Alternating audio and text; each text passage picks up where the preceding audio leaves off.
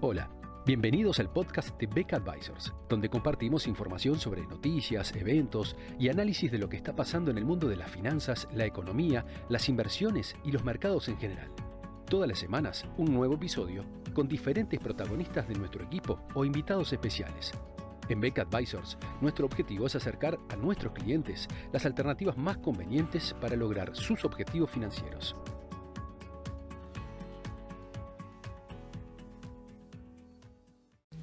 Mi intención el día de hoy no es hablar ni de la película de piratas de Tyrone Power de 1942,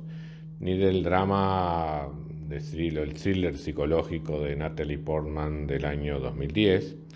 sino referirme a la expresión habitualmente utilizada para expresar o para representar eventos raros, que cuando ocurren tienen consecuencias catastróficas, pero que curiosamente luego que ocurren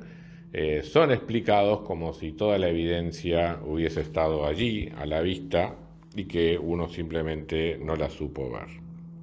Tal es el caso, por ejemplo, de eventos económicos como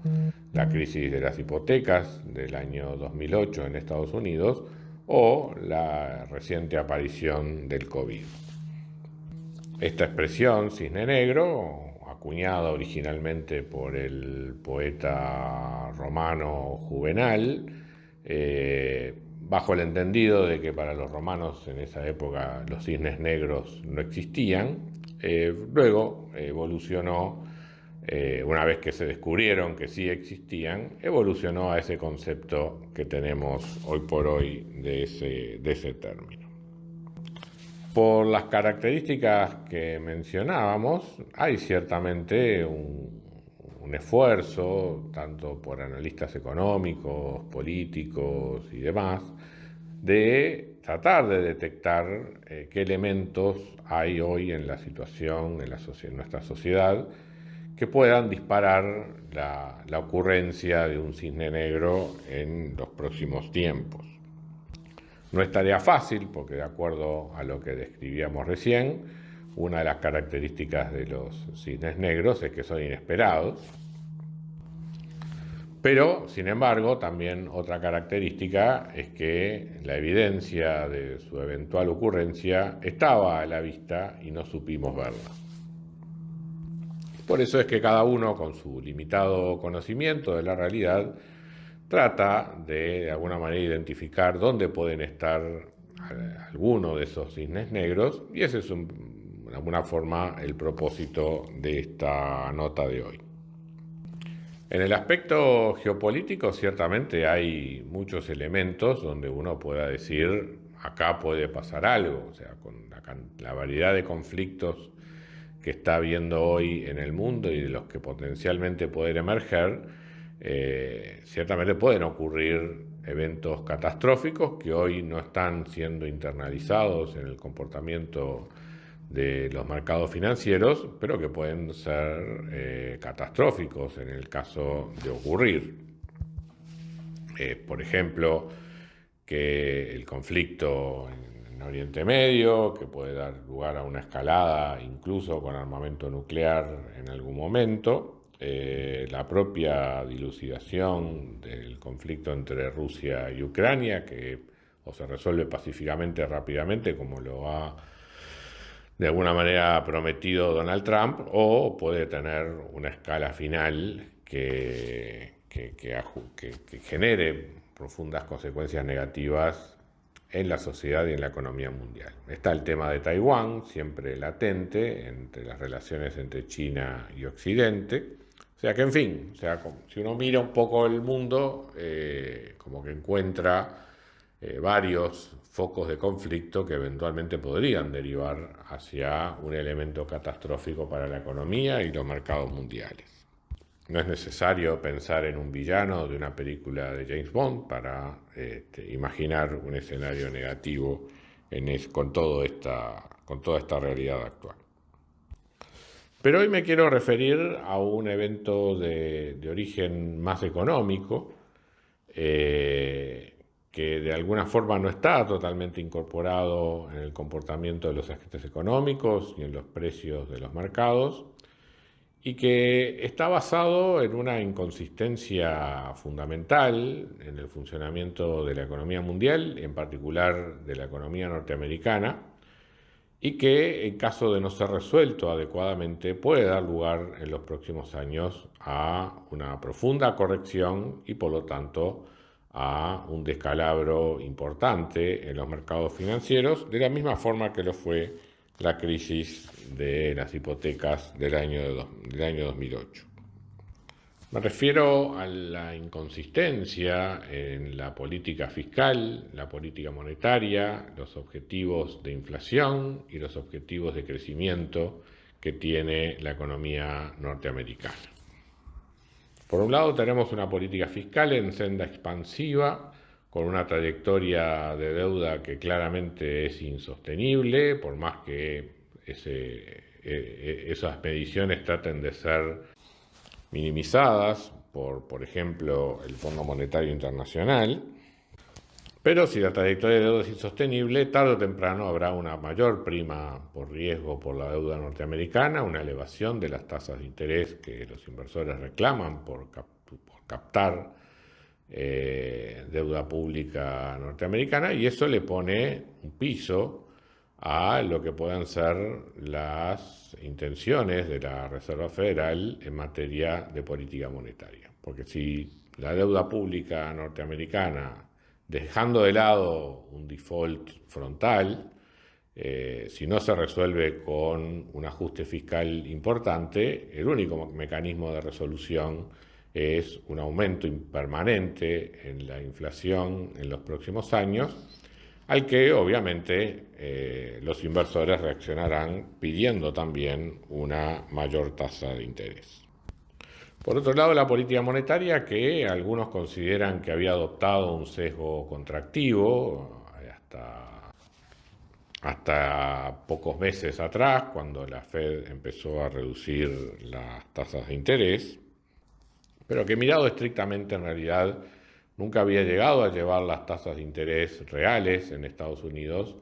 al punto que ocasionaran una desaceleración de la economía. Y por eso vimos que efectivamente la economía norteamericana ha seguido creciendo con mucho vigor durante todo este tiempo, ayudada por factores de productividad,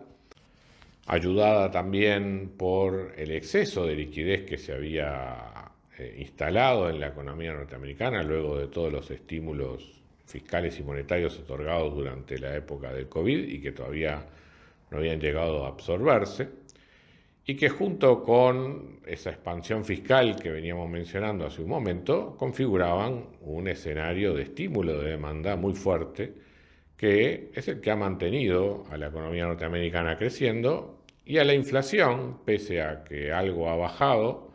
respecto de los máximos del año 2021, de todas maneras se encuentra por encima del rango objetivo de la Reserva Federal. O sea que con una batalla contra la inflación no totalmente ganada y una economía que sigue teniendo un alto grado de exuberancia con fuertes presiones de demanda, esta reciente baja en las tasas de interés y la que se proyecta seguir haciendo por parte de la Reserva Federal abona aún más los estímulos que la economía norteamericana tiene por el lado fiscal. A todo esto se suma que con la victoria de Trump hay más factores de oferta que van a estar incidiendo en la formación de los precios. Uno de los principales elementos que ha alimentado el crecimiento del empleo en Estados Unidos ha sido la inmigración, y de concretarse las medidas antiinmigratorias o incluso las deportaciones masivas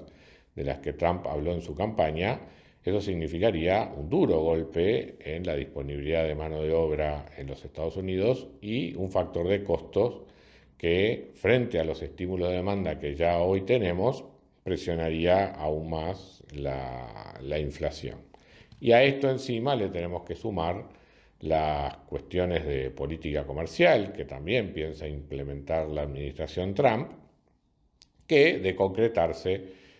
son costos adicionales, pérdida de lo que son los beneficios de la globalización, configurando en sí toda esta mezcla de estímulo de demanda con restricciones de oferta, un escenario que no solamente es inflacionario, sino que incluso es caracterizable de esta inflación. Como si fuera poco, una de las causas por las cuales la inflación bajó relativamente rápido en Estados Unidos durante todo este último tiempo, creo que tuvo menos mérito en la Fed, sino en la deflación que China le ha estado exportando al mundo, cuestión que parecen dispuestos a terminar con una política de estímulos que sobre todo genere un crecimiento del consumo doméstico en China,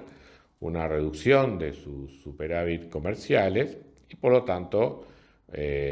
un freno a lo que había sido esa deflación que China le estaba exportando al mundo en estos últimos años. Si uno combina todo ello, encuentra el peor escenario posible para la economía norteamericana, una inflación que eventualmente puede empezar a subir otra vez, acompañada de una pérdida de dinamismo en la economía por estos shocks de oferta. Todo lo cual puede llevar a revertir significativamente las expectativas de ganancias de las empresas y en esta combinación de una necesidad de mayores tasas de interés reales para realmente frenar la inflación, pero en una economía que ya no tiene los factores de dinamismo de antes, puede generar en forma coordinada, en forma correlacionada, una catástrofe tanto en los mercados de renta fija, afectados por las mayores tasas de interés, pero también en la renta variable, afectados por mayores tasas de interés real y una economía estancada. ¿Qué tan probable es este evento en comparación con una guerra nuclear en Medio Oriente o una invasión de China a Taiwán? Bueno, andan todos en, como uno podría caracterizar a un cisne negro, como eventos de baja probabilidad o raros, ¿sí?